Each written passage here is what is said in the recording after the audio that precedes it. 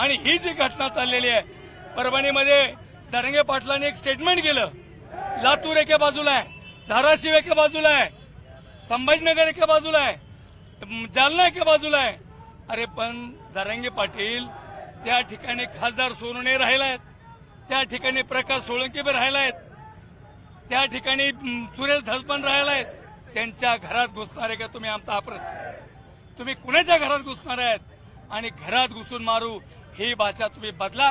राज्याच्या मुख्यमंत्र्याला माझं आव्हान आहे, हे कुठेतरी थांबवा. मराठा आणि ओबीसी हा एकमेकाच्या गळ्यात गळे घालून चालणारा लोक होते आणि आज अशी व्यवस्था होते म्हणजे आजही आहेत, आज बी आहेत. वरचे पुढारी जर सोडले, लबाड लांडगे जर सोडले, तर खालचे लोक मराठा आणि ओबीसी आज बी एक आहेत. येणाऱ्या काळामध्ये 100% मराठा आणि ओबीसी करण्याचं एकत्रीकरण आम्ही केल्याशिवाय राहणार नाही.